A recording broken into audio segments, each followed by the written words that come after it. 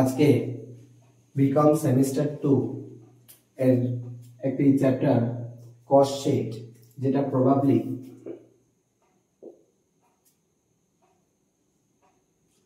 Fifteen মার্কসে আসার সম্ভাবনা আছে। 15 মার্কসে আসে একটা লং টাইপস কস্ট শিট। সেই কস্ট শিটের ফরম্যাট সম্বন্ধে একটু আলোচনা করব। কস্ট শিট নর্মালি আমরা যে সমস্ত জিনিস আমরা প্রতিদিন বিভিন্ন রকম প্রোডাক্ট ইউজ করি, সেই প্রতিটি প্রোডাক্ট একটা ম্যানুফ্যাকচারিং প্রসেস বা একটা প্রোডাকশন প্রসেসের মধ্যে থেকে আমাদের মধ্যে আসে। সেটা একটা ফ্যাক্টরিতে তৈরি হয়।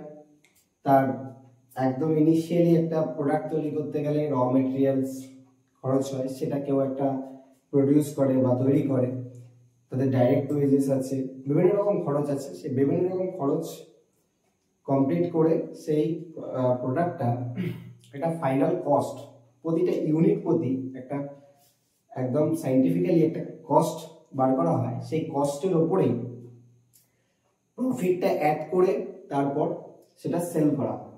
তো কস্ট শিট হচ্ছে একটা ফুল ফরম্যাট, যার মধ্যে যে ফরম্যাটটা রয়েছে এই ফরম্যাটটায় ফুল যে একটা যে কোনো একটা প্রোডাক্ট কতগুলো প্রসেসের মধ্যে থেকে এসে কতগুলো কস্ট সেগুলো যোগ হয়ে অ্যাড হয়ে তার টোটাল কস্টটা নির্ধারণ করা হয়।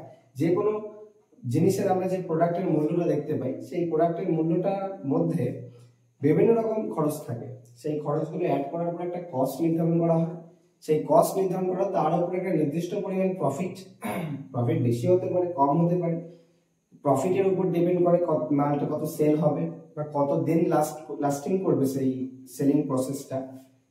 প্রফিট বেশিও নেওয়া যায়, কমও নেওয়া যায়। কম নিলে বা প্রফিট পরিমাণ নির্ধারিত পরিমাণ প্রফিট থাকে তাহলে সেটা বেশি দিন বেশি সেল হয়, সেলেবল হয়। বাট যদি প্রফিট পরিমাণ বেশি হয়ে যায় তাহলে মালটা কম সেল হয়। তো একটা নির্দিষ্ট পরিমাণ প্রফিট রাখার পর, কস্টের সাথে সেই প্রফিটটা রাখার পর একটা সেল করা হয়। এই পুরো ফরম্যাটের মধ্যে সেই কস্ট নির্ধারণ করার যে আমাদের ফরম্যাট কস্ট শিটে, সেটাই আমি এখন আলোচনা করব।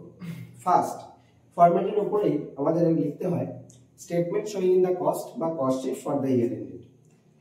তারপর এই সাইডে ফরম্যাটের সাইডে production unit and sales unit, এগুলো আস্তে আস্তে বলছি আমি। ফার্স্ট হেডিং হচ্ছে র মেটেরিয়াল কনজিউমড। প্রথমে একটা মাল, যে কোনো একটা প্রোডাক্ট প্রডিউস করতে গেলে ফার্স্ট টাইম আমাদের র মেটেরিয়ালস এর দরকার হয়। র মেটেরিয়াল কনজিউমড এর মধ্যে কি কি আসে? Opening stock of raw material হতে পারে আমার কাছে, সেই প্রোডাক্টটাই প্রোডাকশন করার জন্য আমার কিছু মেটেরিয়ালস ছিল বা আগে থেকে ছিল। তো সেক্ষেত্রে opening stock of raw material, তার সাথে পারচেজ অফ র মেটেরিয়াল। আমি আবার যেটুকু মাল আমার কাছে ছিল সেটুকু মালের দ্বারা আমার কমপ্লিট হবে না, সেক্ষেত্রে আমার আবার পারচেজ করতে হবে। তো add purchase of raw material, opening স্টকের সাথে purchase of raw material add হয়। দেন আরো অ্যাড হয় ক্যারেজ অন পারচেজ। পারচেজ করতে গেলে যে খরচ দিতে হয়, ক্যারেজ অন পারচেজ বা সেটাকে বলা হয় ক্যারেজ ইনওয়ার্ড। সেই ক্যারেজ ইনওয়ার্ডটা তার সাথে অ্যাড হয়।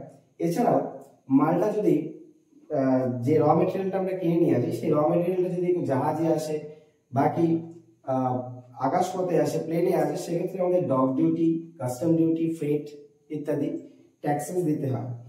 দেন ক্লিয়ারিং চার্জেস, মালটা যারা নামিয়ে আমার ঘরে দিয়ে যায় তাদেরকে একটা ক্লিয়ারিং খরচ দিতে হয়, সেটা হচ্ছে ক্লিয়ারিং চার্জেস। এই চারটে জিনিস আমি নর্মালি বললাম। একটা হচ্ছে opening stock of raw material, তার সাথে add purchase of raw material, carriage inward বা ক্যারেজ অন পারচেজ, আর একটা হচ্ছে ক্লিয়ারিং চার্জেস, আর একটা dock duty, freight, custom duty. এগুলো অ্যাড করার পর যে অ্যামাউন্টটা ফাইনালি বেরোবে, সেই অ্যামাউন্টের সাথে কিছু আইটেম লেস করতে হবে। সেটা হচ্ছে একটা র মেটেরিয়াল রিটার্ন। আমি মালটা আসার পর, আমার ঘরে র মেটেরিয়ালটা পৌঁছানোর পর আমি দেখলাম যে এটা কিছুটা ডিফেক্টিভ আছে, তো আমাকে সেটাকে রিটার্ন করে দিতে হবে। সেই যে রিটার্ন করা হবে সেটা তার মানে আমার স্টক র মেটেরিয়ালটা কমে গেল, সেক্ষেত্রে র মেটেরিয়াল যেটা রিটার্ন করা হয়েছে সেটা লেস করতে হবে। অ্যাবনর্মাল লস, রাস্তায় আসার সময় কোন রকম অ্যাবনর্মাল কোনো অ্যাক্টিভিটিসে হতে পারে কোনো যে গাড়িতে আসছিল সেটা অ্যাক্সিডেন্ট হয়েছে, বা হতে পারে মাল পড়ে গেছে, বা কোনো রকম ভাবে অ্যাবনর্মাল অ্যাক্টিভিটিসে যে সব ক্ষতিটা হয় সেটা অ্যাবনর্মাল, সেক্ষেত্রে আমার সেটা স্টক কমে যাবে, সেক্ষেত্রে লেস হবে সেটা। আর then last closing stock of raw material, কিছু পড়ে রয়েছে, এই একটা আমি নির্দিষ্ট একটা প্রোডাকশন করতে গেলে আমার কিছু মাল হয়তো পড়ে থাকবে, সেই closing stock of raw material. আমি বললাম নর্মালি 4টে আইটেম অ্যাডে বলেছি, আর লেসের আইটেম বলেছি 3টে। কি কি বলা হয়েছে? র মেটেরিয়ালস রিটার্ন, লেসে বলা হয়েছে raw material return, abnormal loss and closing stock. আর অ্যাডের আইটেম 4টে বলা হয়, সেটা হচ্ছে পারচেস অফ ওপেনিং স্টকের সাথে purchase of raw material, carriage inward বা carriage on purchases, custom duty, freight, আর dock duty and clearing charges. এই 4টে আইটেম হচ্ছে অ্যাডের বলা আছে। এইগুলো করার পর যে অ্যামাউন্টটা আসে সেটা হয় র মেটেরিয়াল কনজিউমড। র মেটেরিয়াল কনজিউম, র মেটেরিয়াল কনজাম্পশন। এর সাথে এটা করার পর আরো মেইনলি দুটো জিনিস অ্যাড হয়, সেটা হচ্ছে ডাইরেক্টলি। এবার যে শ্রমিক বা লেবার সেটাকে প্রোডাকশন করবে, তৈরি করবে, একদম ইনিশিয়াল ডাইরেক্টলি তৈরি করবে, তাকে বলা হয় ডাইরেক্ট ওয়েজেস। এই দুটো আইটেম অ্যাড এর মধ্যে ফার্স্ট হচ্ছে ডাইরেক্ট ওয়েজেস। ডাইরেক্ট ওয়েজেসকে আবার বলা হয় productive wages, manufacturing wages, direct expenses. এখানে দুটো আইটেমের মধ্যে ডাইরেক্ট ওয়েজেস বা ডাইরেক্ট এক্সপেন্সেস, ডাইরেক্ট ওয়েজেস বা ডাইরেক্ট এক্সপেন্সেস, আর একটা হচ্ছে চার্জেবল এক্সপেন্সেস। মেইনলি যে দুটো জিনিস অ্যাড হয় সেটা হচ্ছে একটা ডাইরেক্ট ওয়েজেস বা ডাইরেক্ট এক্সপেন্সেস, আর একটা হচ্ছে চার্জেবল এক্সপেন্সেস, বা এটাকেও রয়্যালটি অফ প্রোডাকশনও বলা হয়। এই দুটো আইটেম অ্যাড করার পর প্রথমে 4টে ওপেনিং স্টকের সাথে 4টে আইটেম অ্যাড বলেছি, তার থেকে যেটা যোগফল থেকে 3টে আইটেম লেস করতে বলেছি। 3টে আইটেম লেস করার পর যে অ্যামাউন্টটা হয় সেটাকে বলা হয় র মেটেরিয়াল কনজিউমড। র মেটেরিয়াল কনজিউম বেরোনোর পর তার থেকে আরো দুটো আইটেম অ্যাড করতে হয়, একটা হচ্ছে ডাইরেক্ট ওয়েজেস, প্রোডাক্টিভ ওয়েজেস আর ম্যানুফ্যাকচারিং ওয়েজেস, কথাটা একই। আর একটা হচ্ছে ডাইরেক্ট এক্সপেন্সেস, এই দুটো। আর একটা হচ্ছে চার্জেবল এক্সপেন্সেস। এই মেইনলি 3টে জিনিস অ্যাড করার পর যেটা ফাইনালি বেরোয় সেটাকে আমাদের বলা হয় প্রাইম কস্ট, বা first step prime cost. Prime cost বেরিয়ে গেল। তাহলে প্রাইম কস্ট করতে গেলে বললাম তবে র মেটেরিয়াল কনজিউম করতে হবে, র মেটেরিয়াল কনজিউম বার করার পর 3টে জিনিস অ্যাড করতে হবে, ডাইরেক্ট ওয়েজেস, প্রোডাক্টিভ ওয়েজেস বা manufacturing wages, secondly direct expenses, and thirdly chargeable expenses বা সেটাকে রয়্যালটি অফ প্রোডাকশন বলা হয়। এই 3টে অ্যাড করার পর যে অ্যামাউন্টটা বেরোবে সেটা হবে আমাদের প্রাইম কস্ট। প্রাইম কস্ট বেরোনোর পর এটা সেকেন্ড প্রসেসে আসবে, ফ্যাক্টরি ওভারহেড। এবার প্রোডাক্টটা ফ্যাক্টরিতে যাবে, সেটাও আবার অ্যাড করতে হবে ফ্যাক্টরি ওভারহেড। ফ্যাক্টরি ওভারহেডকে ওয়ার্কস ওভারহেডও বলা হয়। ফ্যাক্টরি ওভারহেড বা ওয়ার্কস ওভারহেডের মধ্যে কি কি আছে? First rates and taxes of factory. এখানে ফ্যাক্টরি সংক্রান্ত যে সমস্ত খরচ আছে সেই সমস্ত খরচগুলো অ্যাড হবে। যদি সেই ফ্যাক্টরিটা ভাড়া নিয়ে করা হয় বা সেই ফ্যাক্টরিতে প্রোডাকশন করার জন্য যদি গভর্নমেন্টকে কোনো ট্যাক্স পে করতে হয়, সেই জন্য রেট ট্যাক্স সমস্ত খরচগুলো যা আছে সেগুলো সমস্তই যে প্রোডাক্টটা ম্যানুফ্যাকচারিং হচ্ছে সেই প্রোডাক্টের উপর থেকেই যায়। তো ফ্যাক্টরি সংক্রান্ত যে সমস্ত খরচ আছে সেগুলো সমস্ত ফ্যাক্টরি ওভারহেডের মধ্যে আসে। ফার্স্ট বললাম যে rate and taxes of factory. Secondly gas, power, fuel. ফ্যাক্টরিতে যেসব এমপ্লয়িরা কাজ করে বা যেসব ওয়ার্কাররা কাজ করে সেসব ওয়ার্কাররা খাওয়া দাওয়া তৈরি করতে হতে পারে, সেক্ষেত্রে গ্যাস, পাওয়ার, ফুয়েলের ইউজেস তারা করে, সেক্ষেত্রে গ্যাস, পাওয়ার, ফুয়েল এটসেট্রা ইত্যাদি খরচগুলো আসবে। তারপরে কোল, কোক, ওয়াটার। কয়লার ইউজ হতে পারে, কোক ইউজ হতে পারে, ওয়াটার জল খায় সেই খরচগুলো এখানে আসবে। কোল, কোক, ওয়াটার 3টে বলা হয়েছে। দেন ফ্যাক্টরি আদার কিছু এক্সপেন্সেস থাকে, factory expenses, works expenses, and then indirect wages. Indirect wages খুব ইম্পর্টেন্ট ফ্যাক্টরি ওভারহেডের মধ্যে। ইনডাইরেক্ট ওয়েজেস বা ইনডাইরেক্ট মেটেরিয়াল। ইনডাইরেক্ট মেটেরিয়াল ডাইরেক্টটা আছে প্রাইম কস্টের আন্ডারে বললাম, আর ইনডাইরেক্টটা হচ্ছে ফ্যাক্টরি ওভারহেডের আন্ডারে আছে। তারপরে works manager salary. Works manager salary বা সুপারভিশন বলা হয়। আমি ফ্যাক্টরিতে 20-25টা লোককে কাজ করতে খাটিয়ে দিলাম, সেক্ষেত্রে তারা ফোন দেখছে বা কাজ করছে না, বসে আছে, সেগুলো তো হবে না, তাহলে তো প্রোডাকশন হবে না, আমার যে প্রোডাকশন হাউসের সেই প্রোডাকশন হাউসের উন্নতি হবে না। সেক্ষেত্রে আমাদের কি করতে হয়, একজন লোককে রাখতে হয় যে সেটাকে দেখাশোনা করে, তদারকি করে আর কি। তাকে বলা হয় সুপারভিশন বা সুপারভাইজার স্যালারি, যেটা work manager salary, supervisor salary or supervision. সুপারভিশনটা ফ্যাক্টরি ওভারহেডের মধ্যে আসে। Then depreciation on plant and machinery. Normally আমরা জানি ফ্যাক্টরিতে প্ল্যান্ট এন্ড মেশিনারির ইউজেস হয়, কারণ এখন যে সমস্ত প্রোডাক্টগুলো আমরা ইউজ করি 90% প্রোডাক্টই কোনো মেশিন, প্ল্যান্ট বা মেশিনারির দ্বারা উৎপাদন হয়। সেই প্ল্যান্ট এন্ড মেশিনারি ফ্যাক্টরিতে শুধুমাত্র ডেপ্রিসিয়েশন বা অবচয় কার আসে, প্ল্যান্ট এন্ড মেশিনারি। ফার্নিচারের এখানে হয় না, ফার্নিচার অফিসের কেস, ফার্নিচার অফিসে যায়, কিন্তু ফ্যাক্টরি ওভারহেডে শুধুমাত্র depreciation on plant and machinery, যেটা ইউজেস ফ্যাক্টরিতে নর্মালি প্ল্যান্ট অ্যান্ড মেশিনারি হয়, তাই ফ্যাক্টরি ওভারহেডের মধ্যে প্ল্যান্ট অ্যান্ড মেশিনারি আসে। তাহলে এখান থেকে আমি 7টা মতো আইটেম খুব ইম্পর্টেন্ট। একটা রেন্ট ট্যাক্সেস অফ ফ্যাক্টরি, একটা গ্যাস পাওয়ার ফুয়েল আছে, কোল কোক ওয়াটার আছে, এই খরচগুলো আছে। ফ্যাক্টরি এক্সপেন্সেস হতে পারে, মিসলেনিয়াস ফ্যাক্টরি এক্সপেন্সেস, অ্যান্ড বলা হয়েছে ওয়ার্কস এক্সপেন্সেস এটা। তারপরে খুব একটা ইম্পর্টেন্ট বলা হয়েছে সেটা হচ্ছে ইনডাইরেক্ট ওয়েজেস বা indirect material, then work manager salary or supervision, and lastly বলা হয়েছে depreciation on plant and machinery. এইগুলো অ্যাডলেস, এগুলোকে সব অ্যাড করার পর যেটা আমার বেরোয় সেটাকে বলা হয় gross work cost. Gross work cost এর সাথে আমাদের একটা আইটেম অ্যাড আর একটা আইটেম লেস করতে হবে, যেহেতু কাজটা কন্টিনিউয়াস চলছে। তো ওয়ার্কিং প্রোগ্রেস, এক্ষেত্রে ওপেনিং ডাব্লিউআইপিটাকে অ্যাড করতে হয়, আর ক্লোজিং ডাব্লিউআইপি ওয়ার্কিং প্রোগ্রেসটাকে লেস করতে হয়। সেক্ষেত্রে যেটা আসে সেটাকে নেট ওয়ার্ক কস্ট বলা হয়। নেট ওয়ার্ক কস্ট বলা হয়। ওপেনিং ডাব্লিউআইপি অ্যাডটা খুবই ইজি। ওপেনিং ডাব্লিউআইপি অ্যাড হয়, ক্লোজিং ডাব্লিউআইপি লেস হয়। ওপেনিং ডাব্লিউআইপি অ্যাড আর ক্লোজিং ডাব্লিউআইপি লেস করার পর যেটা আসে সেটাকে বলা হয় নেট ওয়ার্ক কস্ট। তাহলে আমি ফার্স্ট বললাম র মেটেরিয়াল কনজিউমড, এর মধ্যে 4টে আইটেম ওপেনিং স্টকের সাথে 4টে আইটেম অ্যাড বলেছিলাম, 3টে আইটেম লেস বলেছিলাম। করার পর যে অ্যামাউন্টটা আসে সেটা হচ্ছে র মেটেরিয়াল কনজাম্পশন বা র মেটেরিয়াল কনজিউম। তার সাথে 3টে আইটেম বা 2টো আইটেম অ্যাড করার পর যেটা আসে সেটা প্রাইম কস্ট। 2টো আইটেমের মধ্যে বলেছিলাম ডাইরেক্ট ওয়েজেস, প্রোডাক্টিভ ওয়েজেস বা ম্যানুফ্যাকচারিং ওয়েজেস। তার সাথে আরেকটা বলেছিলাম ডাইরেক্ট এক্সপেন্সেস, আর একটা বলা হয়েছে সেটা হচ্ছে চার্জেবল এক্সপেন্সেস। এগুলোকে অ্যাড করলে প্রাইম কস্ট আছে। তারপরে হেডিং আছে কি ফ্যাক্টরি ওভারহেড বা ওয়ার্কস ওভারহেড। ফ্যাক্টরি ওভারহেড আন্ডারে অনেকগুলো বললাম, rent, taxes of factory, gas, power, fuel, coal coke water, work manager salary বা supervision, depreciation on plant and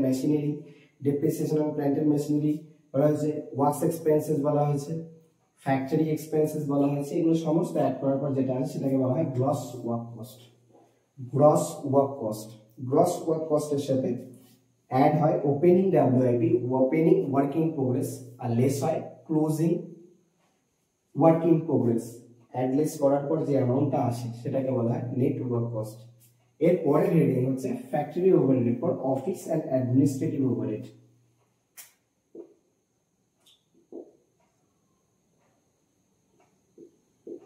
office and administrative overhead. Office and administrative ওভারহেডের আন্ডারেও অনেকগুলো item আসে। Office and administrative ওভারহেডের আন্ডারে first office expenses, অফিসের যে সমস্ত খরচ অফিস এক্সপেন্সেস, অ্যাডমিনিস্ট্রেশনের যে সমস্ত খরচ, প্রশাসনিক যেসব খরচ থেকে থাকে একটা প্রোডাক্টকে মার্কেটেবল করার জন্য আর কি। তো সেক্ষেত্রে অফিস এক্সপেন্সেস, তারপরে অ্যাডমিনিস্ট্রেটিভ এক্সপেন্সেস এগুলো থাকে।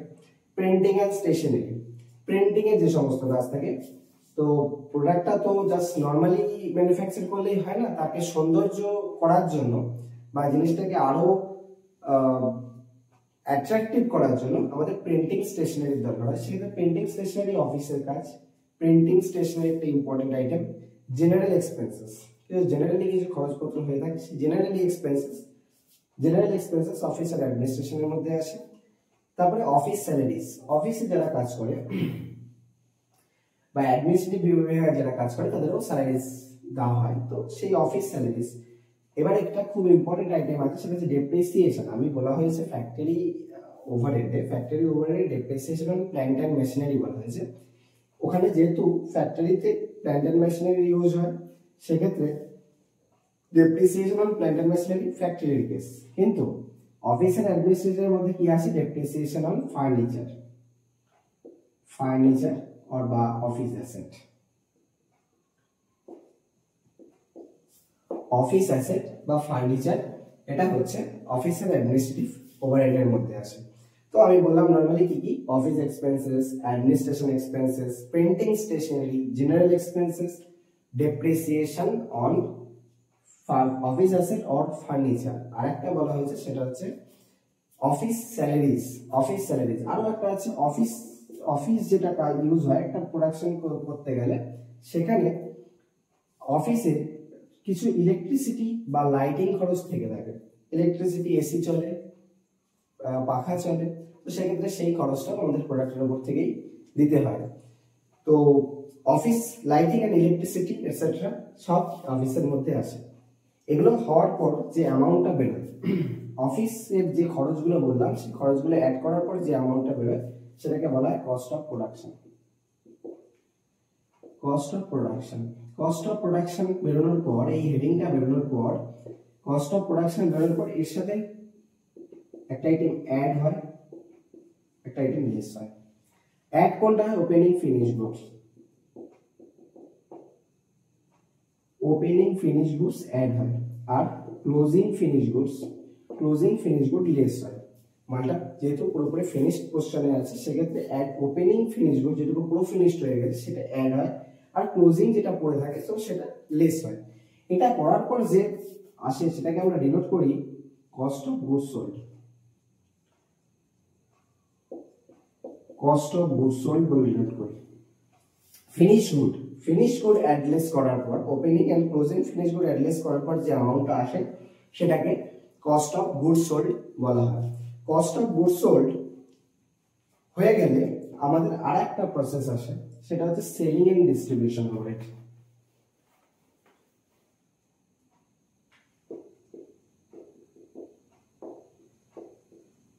Selling and distribution overhead. এবার যে প্রোডাকশন হচ্ছে সেই প্রোডাক্টটা সেলিং এর জন্য আমাদের সেলিং পারপাসে আমাদের কিছু খরচ করতে হয়। যেমন অ্যাডভার্টাইজিং যে প্রোডাক্টটা আমি নিউলি লঞ্চ করতে যাচ্ছি সেটা মার্কেটে সেটা সেইভাবে প্রচলন নেই, সেক্ষেত্রে সেটা কেউ চেনে না, সেই জন্য আমাদের কি করতে হবে? অ্যাডভার্টাইজ করতে হবে। অ্যাডভার্টাইজের যে খরচটা সেটাও এখান থেকে না হয়। অ্যাডভার্টাইজিং আছে, খুব ইম্পর্টেন্ট টার্ম অ্যাডভার্টাইজিং আছে, সেলিং এর কিছু খরচ আছে, ডিস্ট্রিবিউশনের কিছু খরচ আছে, ডেলিভারি চার্জেস যে ডেলিভারি করতে হয়, ক্যারেজ আউটওয়ার্ড, ক্যারেজ ইনওয়ার্ড দুটোই খরচ হয়। ক্যারেজ আউটওয়ার্ড মালটা পাঠাতে গেলে যে খরচটা হয় সেটাকে ক্যারেজ আউটওয়ার্ড বলা হয়। ক্যারেজ আউটওয়ার্ড অনেক সময় আছে যে মাল ডেলিভারির যে চার্জেস নেওয়া হয় সেক্ষেত্রে সেটাকে ক্যারেজ আউটওয়ার্ড বলা হয়। তো সেলিং এক্সপেন্সেস বলা হয়েছে, distribution expenses, advertising, delivery charges, আর বলা হয়েছে ক্যারেজ আউটওয়ার্ড। একটা ইম্পর্টেন্ট আইটেম এখানটা, ক্যারেজ আউটওয়ার্ড। আরেকটা খুব ইম্পর্টেন্ট আইটেম আছে সেলসম্যান কমিশন। হতে পারে যে ফ্যাক্টরি আছে বা যেখানে মালটা সেল হবে সেখানে সেই জায়গাটা অতটা পপুলার না থাকার জন্য অনেকে চেনে না, সেক্ষেত্রে আমরা কিছু সেলসম্যানকে অ্যাডমিট করব যারা আমার কাছে কাস্টমার নিয়ে আসবে, তাদেরকে আমার কিছু কমিশন দিতে হয়, সেটাকে বলা হয় ট্রাভেলিং এজেন্ট কমিশন বা সেলসম্যান কমিশন। সেই সেলসম্যান কমিশনটাও অ্যাড করতে হবে। যদি কিছু প্যাকিং এক্সপেন্সেস থাকে, যদি সেটাকে ইনডাইরেক্ট হিসেবে কনসিডার করা হয়, সেক্ষেত্রেও সেলিং এন্ড ডিস্ট্রিবিউশনের মধ্যে আছে। মেইনলি এখান থেকে তিনটে আইটেম, অ্যাডভার্টাইজিং, ক্যারেজ আউটওয়ার্ড আর salesman commission on travelling agent. এইগুলোকে অ্যাড করার পর যে অ্যামাউন্টটা আমাদের আসে একদম ফাইনালি সেই অ্যামাউন্টটা হয় টোটাল কস্ট বা cost of sales. Total cost or cost of sales, একটা প্রোডাক্টের টোটাল যে কস্ট, দাম, ফাইনাল যে দাম সেই দামটা বেরোয়, এর সাথে আমরা যদি অ্যাড করি প্রফিট আমাদের সেলস অ্যামাউন্টটা আমরা পেয়ে যাব।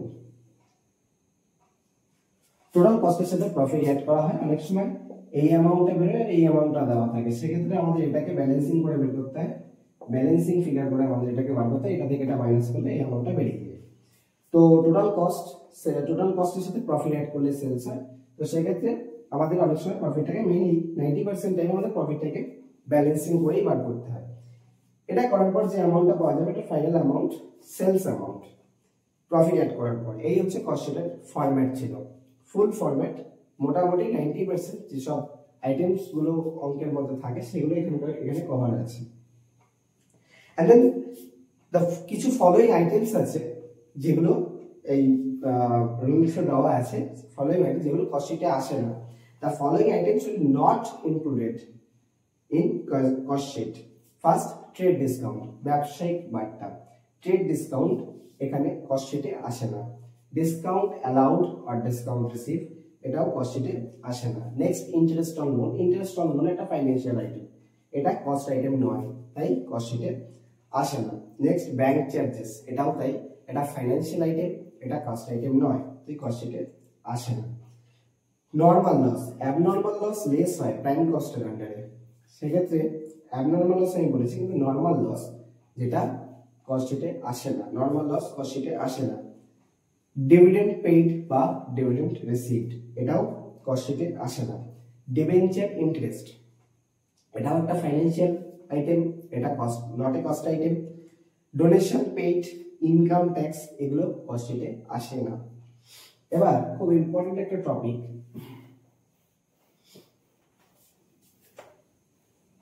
একটা ট্রেডিং অ্যাকাউন্ট করতে হয় আমাদের। এবার আমরা আস্তে আস্তে কস্ট শিটের ফরম্যাট জানা হয়ে গেছে, কোন কোন আইটেমস গুলো কস্ট শিটের মধ্যে আসে না সেটাও আমি বললাম, সেটাও জানা হয়ে গেছে। এবার খুব ইম্পর্টেন্ট যেটা আছে সেটা ভ্যালুয়েশন প্রসিডিউর, যেটা আমাদের closing finish good, closing finish গুলো একটা ভ্যালুয়েশন করতে হয়। ক্লোজিং ফিনিশ গুডের ভ্যালুয়েশন করতে গেলে আমাদের একটা ট্রেডিং অ্যাকাউন্ট এর সাহায্য নিতে হয়। ট্রেডিং অ্যাকাউন্টের মধ্যে কি ট্রেডিং অ্যাকাউন্টের সাহায্যে আমি কি বার করতে পারি, কতটা ইউনিট প্রডিউসড হয়েছে বা কতটা ইউনিট সোল্ড হয়েছে, ইউনিট সোল্ড হয়েছে, বাকি কখনো ক্লোজিং ফিনিশ গুডস ইউনিটস কত আছে, বাকি কখনো ওপেনিং ফিনিশ গুডস এর ইউনিটস কত আছে, সেই জন্য আমাদের একটা ভ্যালুয়েশন করার ফার্স্ট প্রসেসের মধ্যে পড়ে একটা ট্রেডিং অ্যাকাউন্ট। ট্রেডিং অ্যাকাউন্টের মধ্যে কি কি আসে, টি ফর্মে ট্রেডিং অ্যাকাউন্ট আমরা করে নেব, এটা সবথেকে সুবিধা আছে, ডেবিট ক্রেডিট। এপাশে আছে টু ওপেনিং স্টক, এটা ইন ইউনিটস এ, কত ইউনিটস ওপেনিং স্টক, তো ইউনিটস।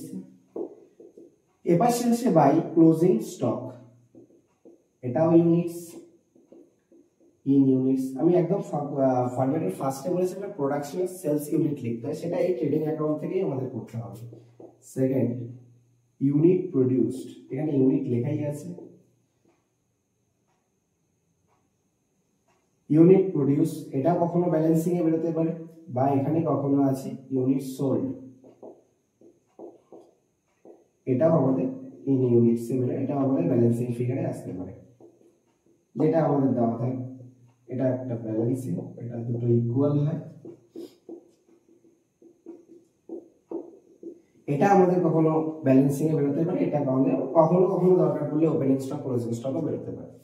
তো এই ট্রেডিং অ্যাকাউন্টের সাহায্য নিলে আমাদের যে সূত্রটা হয় সেটা আমাদের আর করতে হয় না।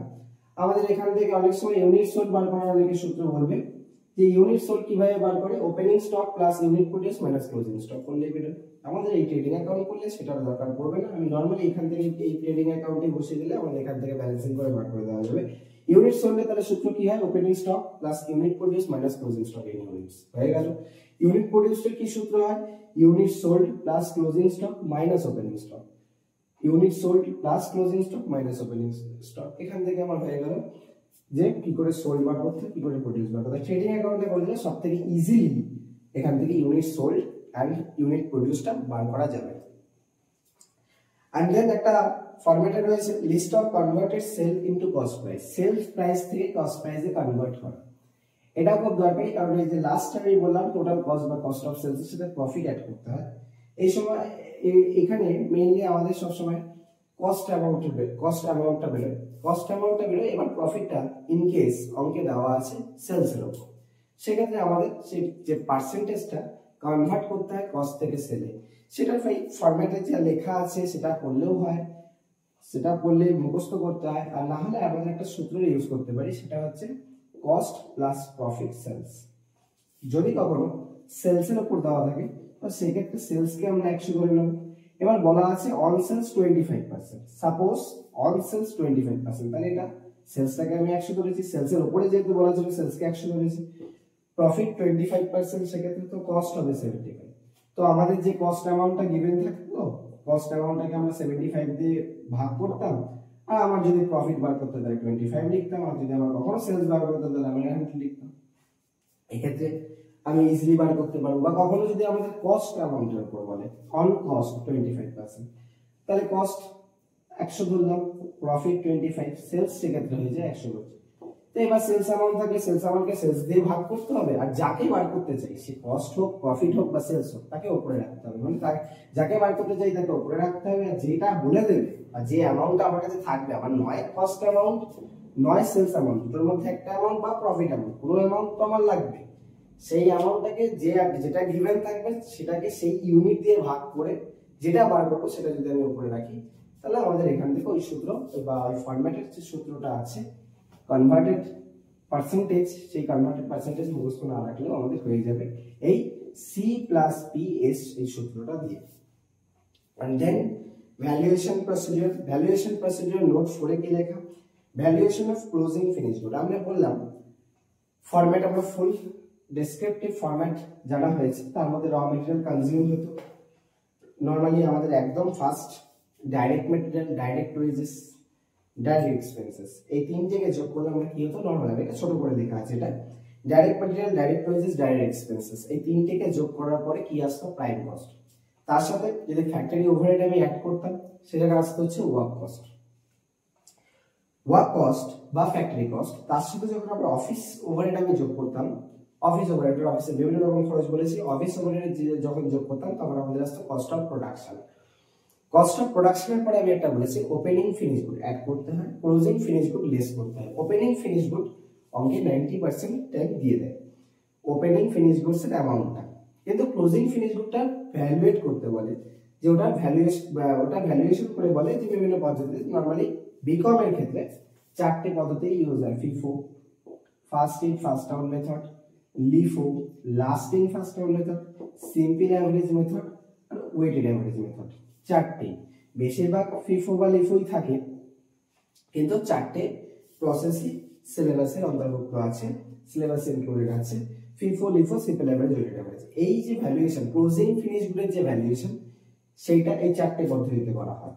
তার জন্য এখানে লেখা আছে অবশ্যই কস্ট অফ প্রোডাকশনের সাথে ওপেনিং ফিনিশ গুড তো দেওয়া আছে স্টার, কিন্তু লেস করতে হচ্ছে ক্লোজিং ফিনিশ গুডটা, ওটা লেখা আছে to find out the closing finish goods amount. To find out the closing finish good amount আমাদের ভ্যালুয়েশন করতে হবে। ভ্যালুয়েশন কোন কোন পদ্ধতিতে করতে হবে, ফিফো মেথডে, লিফো মেথডে, সিম্পল অ্যাভারেজে বা ওয়েটেড অ্যাভারেজ, এই 4টে মেথডে আমাদের ভ্যালুয়েশন করতে হয়। এই 4টে মেথডের মধ্যে ফার্স্ট ফিফো মেথড, আমার রুলস লেখা আছে under first in first out বা ফিফো মেথডের ক্ষেত্রে রুলস হয় cost of production,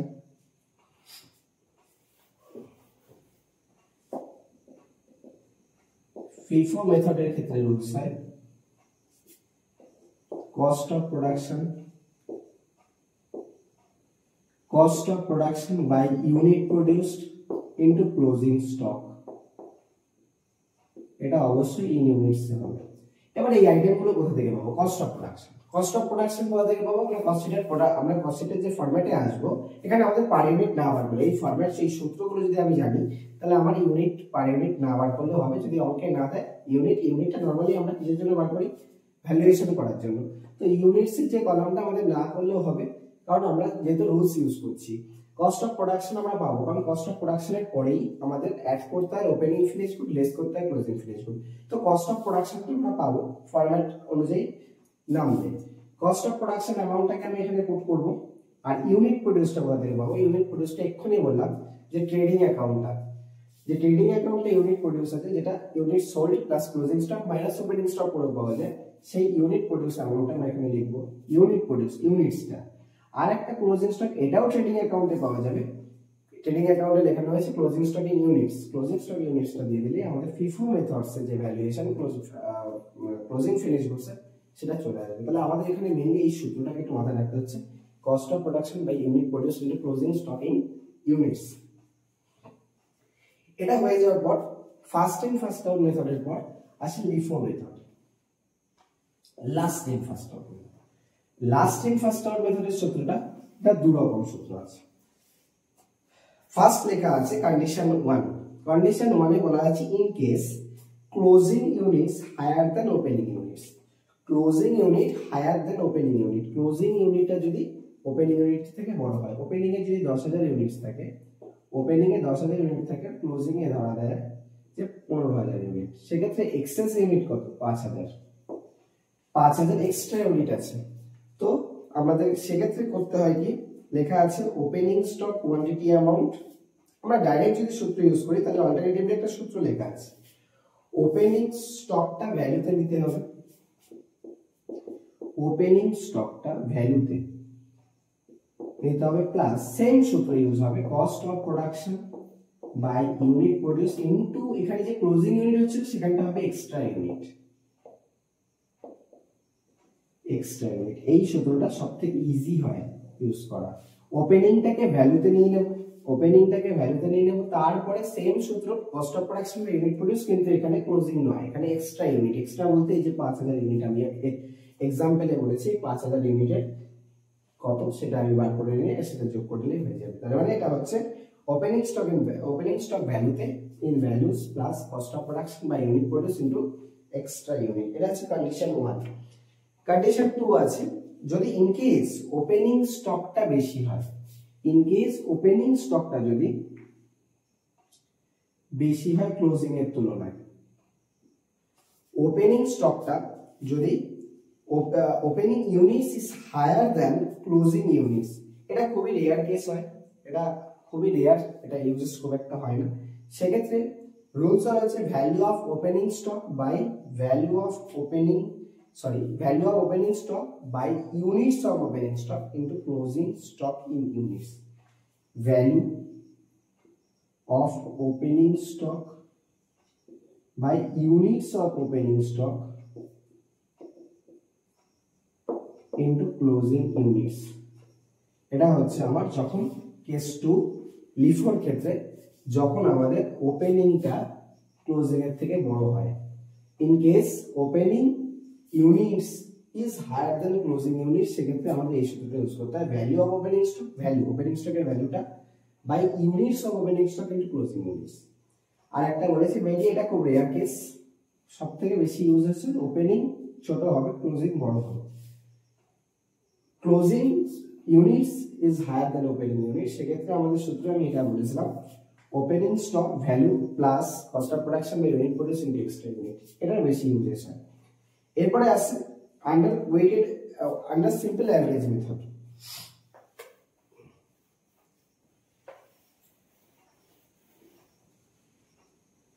simple average মেথডের ভ্যালুয়েশন করার সূত্রটা হচ্ছে value of opening stock by unit of opening stock plus cost of production by unit produce by টোটালটা by 2 into closing stock in units, মানে value of opening stock by units of opening stock, এটা plus